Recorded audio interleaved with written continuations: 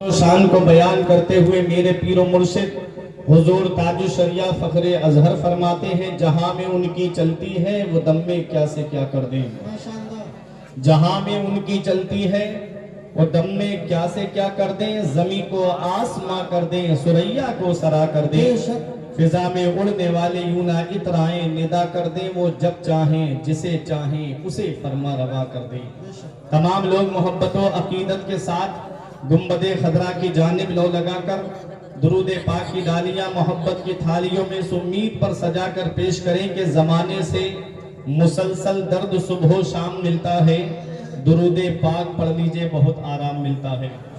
پڑھیے بآواز بلند، اللہم صلی علی سیدنا و مولانا محمد و بارک وسلم صلاۃ و سلاما علیک یا رسول اللہ صلی اللہ تعالی علیہ وسلم۔ کوئی خطابت کے جوہر نہیں دکھانا ہے، بلکہ فیضان مفتی اعظم نان پارا آپ بھی لینے کے لیے یہاں پر آئے ہیں اور میں بھی فیضان مفتی اعظم نان پارا لینے کے لیے آیا ہوں۔ نبی رگان مفتی اعظم نان پارا ممبر نور پہ تشریف فرما ہے، تھوڑی سی توجہ آپ میری طرف دیں گے۔ نائب خیر الورا ہیں حضرت مفتی رجب۔ واہ واہ ماشاء میں اللہ۔ اردو میں شعر پڑھ رہا ہوں، سمجھ میں آئے تو آپ حضرات محبت سے بولیں گے سبحان اللہ۔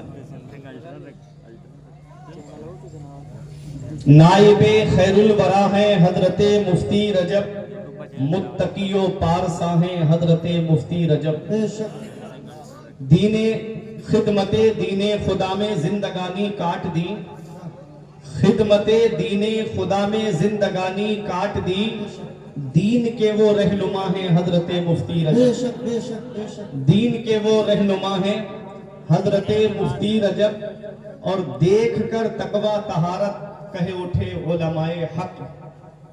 دیکھ کر تقوی طہارت کہے اٹھے علماء حق، عالموں کے مفتی رجب جو خدا کے دوست ہوتے ہیں کبھی مرتے نہیں، جو خدا کے دوست ہوتے ہیں کبھی مرتے نہیں، زندہ اب بھی با خدا ہیں حضرت مفتی رجب۔ بے شک بے شک بے شک زندہ اب بھی با خدا ہیں حضرت مفتی رجب۔ حضرات، میں نے قرآن مقدس کی ایک آیت کریمہ تلاوت کرنے کا شرف حاصل کیا۔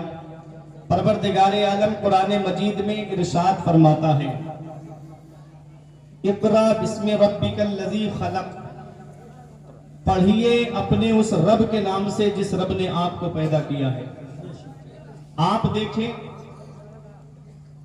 پیغمبر اسلام پر سب چاہیے تھا کہ ایمان لانے کے بعد عبادات میں سب سے اہم عبادت نماز ہے، تو سب سے پہلی وہی نماز کے تعلق سے آنی چاہیے۔ نماز کے بعد روزہ ہے، پہلی وہی روزے کے تعلق سے آنی چاہیے۔ نہ تو نماز کے تعلق سے پہلی وہی آئی، نہ روزے کے تعلق سے پہلی وہی آئی، نہ حج کے تعلق سے پہلی وہی آئی، نہ زکوٰۃ کے تعلق سے پہلی وہی آئی۔ پہلی وہی میرے آقا حضور صلی اللہ علیہ وسلم پر آئی، اقرا، پڑھیے۔ مطلب کیا ہے؟ مطلب یہ ہے کہ محبوب آپ کی امت کے پاس علم ہوگا تو وہ نماز سے قریب ہوں گے، بے شک آپ کی امت کے پاس علم ہوگا تو وہ روزے کے قریب ہوں گے، بے شک آپ کی امت کے پاس علم ہوگا تو وہ حج کے مسائل کو جانیں گے، آپ کی امت کے پاس میں علم ہوگا تو وہ زکوٰۃ کے مسائل کو جانیں گے۔ آج ہم تعلیم سے دور ہوتے جا رہے ہیں، آج ہم ایجوکیشن سے دور ہوتے جا رہے ہیں، آج ہم شکشا سے دور ہوتے جا رہے ہیں۔ آج مسلمانوں کے گھروں کا جائزہ لیا جائے تو ہر دوسرے تیسرے گھر میں کوئی نہ کوئی بچہ آپ کو جاہل نظر آئے گا۔ جس قوم کے پیغمبر پہ سب سے پہلی وہی پڑھائی کے تعلق سے نازل ہوئی، تعلیم کے تعلق سے نازل ہوئی، آج وہی قوم تعلیم سے پیچھے ہو گئی۔ وہ قوم جس کے ہاتھ میں قلم ہونا چاہیے تھا، وہ قوم جس کے پاس میں تعلیم ہونا چاہیے تھی، پیغمبر اسلام نے جب مکے میں اعلان نبوت فرمایا تو کتنے لوگ لکھنا پڑھنا جانتے تھے؟ صرف 17 لوگ لکھنا پڑھنا جانتے تھے۔ لیکن تاریخ اٹھا کر کے دیکھو، میرے آقا نے مکے سے ہجرت فرما کے مدینہ تشریف لائے 23 سال کی قلیل مدت میں پیغمبر اسلام نے تعلیم کا وہ انقلاب برپا کر دیا کہ جب میرے آقا اس دنیا ظاہری سے تشریف لے جا رہے تھے تو 1.25 لاکھ صحابہ کرام کے پاس میں تعلیم تھی اور ان کے ہاتھ میں قلم تھا. یہ علم نعرہ رسالہ مسلک اعلی حضرت فیضان بلبل ہند ماشاءاللہ. تعلیم حضرت ابو بکر صدیق کے عہد خلافت سے لے کر کے حضرت علی ابن ابی طالب کے دور خلافت تک نہ تو مردوں میں کوئی مرد ان پڑھ تھا نہ عورتوں میں کوئی عورت ان پڑھ تھی. جسے دیکھو وہ اپنے وقت کا فقیہ, جسے دیکھو وہ اپنے وقت کا عالم. تعلیم کتنی ضروری ہے, ایجوکیشن کتنا ضروری ہے. آج میری قوم کا نوجوان گاڑی پر بیٹھ کر کے مرغا کٹ بال کٹوا کر کے گاڑی روڈ پر تیز دوڑاتا ہوا نظر آتا ہے. منہ میں گٹکا ڈالے گا, منہ میں پان رکھے گا اور گاڑی تیز روڈ پر دوڑاتا ہوا نظر آئے گا. تعلیم سے دور ہے, ایجوکیشن سے دور ہے, کیونکہ اس کے ذہن میں بات بیٹھ چکی ہے کہ میرے باپ کے پنچر جوڑنے کی دکان ہے, باپ کے مرنے کے بعد مجھے اسی دکان کو سنبھالنا ہے. اس کے ذہن میں یہ بات بیٹھ چکی ہے کہ میرا باپ پان لگاتا ہے کھوکے پر بیٹھ کر کے, اس کے مرنے کے بعد مجھے اسی دکان پر بیٹھنا ہے. اے عرصے مفتی اعظم نانپارہ میں آنے والوں, کب تک دوسروں کی گاڑیوں کے پنچر جوڑتے رہو گے, کب تک دوسروں کے لیے پان لگاتے رہو گے. اتنی تعلیم حاصل کرو, اتنا ایجوکیشن حاصل کرو, اتنی شکشا حاصل کرو کہ تم دوسروں کی گاڑی کے پنچر جوڑتے نظر نہ آؤ, بلکہ دوسرے تمہاری گاڑی کے پنچر جوڑتے. واہ واہ واہ واہ ماشاءاللہ, بہت عمدہ. اتنی تعلیم حاصل کرو. اور جہاں تعلیم کا ارادہ کرو تو اب آؤ حضرت عبداللہ ابن مسعود کی روایت سنو. من اراد العلم فعلیہ بالقرآن, جو علم حاصل کرنے کا ارادہ کرے, جو تعلیم کا ارادہ کرے, اسے چاہیے کہ وہ پہلے قرآن کی تعلیم حاصل کرے, اسے چاہیے کہ وہ پہلے قرآن پڑھے. قرآن وہ اللہ کی کتاب ہے, ہر چیز کا بیان قرآن کے اندر موجود ہے, ہر چیز کا ذکر قرآن کے اندر موجود ہے, ہیرے قرآن کے اندر موجود ہے, جواہرات قرآن کے اندر موجود ہے, صدف قرآن کے اندر موجود ہے, گوہر قرآن کے اندر موجود ہے. اور جس مریض کو دنیا کے ڈاکٹروں نے علاج کر دیا ہو اس کی شفا بھی قرآن کے اندر موجود ہے. آؤ آپ کہو گے مولانا کوئی دلیل ہے تمہارے پاس میں کہ ہر چیز کا جواب قرآن کے اندر موجود ہے, تو آؤ میں امام غزالی کی ایک روایت آپ کو سناتا ہوں.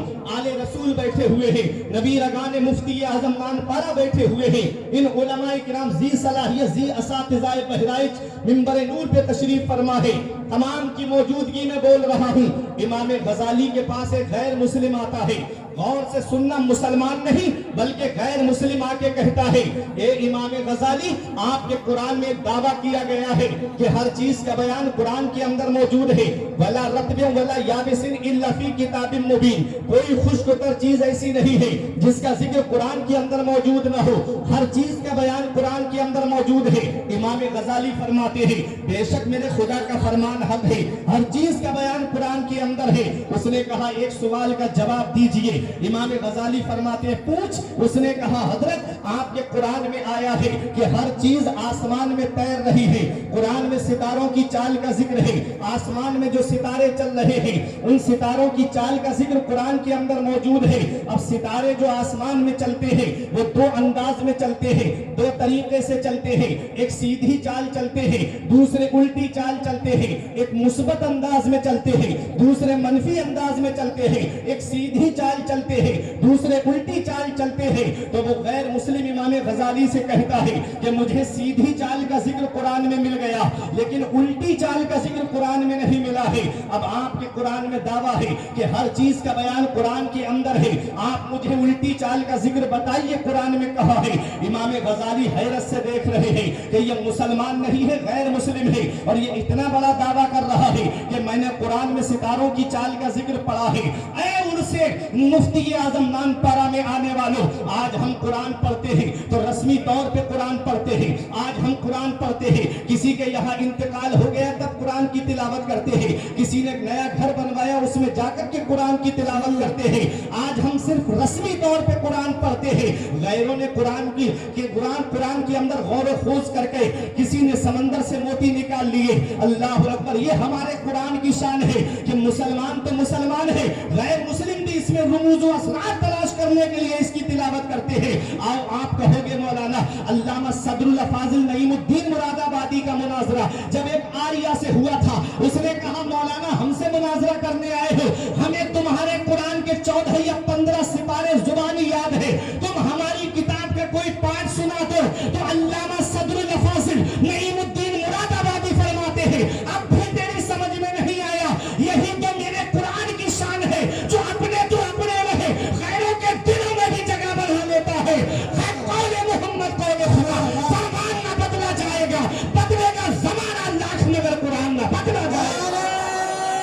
تکبیر, نعرہ رسالت, مسلک اعلیٰ حضرت عرص مفتی اعظم نانپارہ, علماء اہل سنت. یہ ہمارے قرآن کی شان ہے. قرآن ہر چیز کا بیان قرآن میں. آج ہم قرآن سے دور ہو گئے. LCD سامنے لگی ہے ہمارے گھر میں, قرآن چھپا کے رکھ دیا ہم نے اندر. ڈاکٹر اقبال نے کہا تھا وہ معزز تھے زمانے میں مسلمان ہو کر, اور ہم خوار ہوئے تارک قرآن ہو کر. درس قرآن اگر ہم نے بھلایا ہوتا یہ زمانہ نہ زمانے نے دکھایا ہوتا. آج ہم قرآن کی تعلیم سے دور ہو گئے. قرآن ہم نے اندر چھپا کے رکھ دیا, اور آج LCD گھر میں سامنے چل رہی ہے, وہی فلموں کی باتیں, گانے, الیکشن کی باتیں, سیاست کی باتیں. ہم قرآن کی تعلیم سے دور ہو گئے. یاد رکھو اگر کامیابی چاہتے ہو تو قرآن کی تلاوت کرو, اگر فائز المرام ہونا چاہتے ہو تو قرآن کی تلاوت کرو, اگر تقرب اللہ کی منزل پہ گامزن ہونا چاہتے ہو تو قرآن کی تلاوت کرو. قرآن ہے کیا؟ امام غزالی فرماتے ہیں تو نے قرآن میں جو ستاروں کی چال کا ذکر پڑھا ہے کون سی آیت میں پڑھا؟ توجہ ہے آپ کی؟ ایک جملہ مس نہیں ہونا چاہیے. ایسی بات بیان کرنے جا رہا ہوں, یہ علماء اپنی دعاؤں سے نوازیں گے. امام غزالی فرماتے کون سی آیت میں تو نے پڑھا ستاروں کی چال کا ذکر؟ اس نے کہا سورہ یاسین شریف میں میں نے پڑھا کل فی فلک یسبحون, ہر چیز آسمان میں تیر رہی ہے, ہر چیز آسمان میں چل رہی ہے. تو ستاروں کی چال کا بھی ذکر ہے. اب ستارے جو چل رہے ہیں وہ سیدھی چال چل رہے ہیں, الٹی چال کا ذکر آپ بتاؤ. امام غزالی مسکرا کے فرماتے ہیں تھوڑا اور غور کر لیتا تو ستاروں کی الٹی چال کا بھی ذکر مل جاتا. تھوڑا اور غور کر لیتا. کہا سمجھائیے. فرمایا کون سی آیت؟ کہا کل فی فلک. توجہ علماء کی, کل فی فلک. کل میں پہلا حرف کاف ہے, دوسرا حرف لام ہے, ملا کے ہوا کل. اب فی میں پہلا حرف فا ہے, عارف ہے, دوسرا حرف یا ہے, ملا کے ہوا فی. کل فی. اب فلک میں پہلا حرف فا ہے, دوسرا حرف لام ہے, تیسرا حرف کاف ہے, ملا کے ہوا فلک. کل فی فلک. اب الٹی طرف سے آپ اس کو پڑھیے گا. فلک میں آخری حرف فا ہے, بیچ والا حرف لام ہے, ملا آخری حرف کاف ہے, اور بیچ والا حرف لام ہے, ملا کے ہوا کل. اب فلک کا بچا فا, ادھر فی کا بچا یا, ملا کے ہو گیا فی, ہو گیا کلن فی. اب فی کا فا اور ادھر لفظ کل ہے, اور کل میں پہلا حرف کاف, آخری حرف لام. اسے الٹا کریں گے تو فی کا فا اور بیچ والا حرف لام ہے اور آخری حرف کاف ہے, ملا کے ہوا فلک. سیدھی طرف سے پڑھو گے تب بھی کلن فی فلک ہے, اور الٹی طرف سے پڑھو گے تب بھی کلن فی فلک ہے. امام غزالی فرماتے ہیں سیدھی طرف سے پڑھو گے تو سیدھی چال کا ذکر مراد ہے, اور الٹی طرف سے پڑھو گے تو ستاروں کی الٹی چال کا ذکر مراد ہے.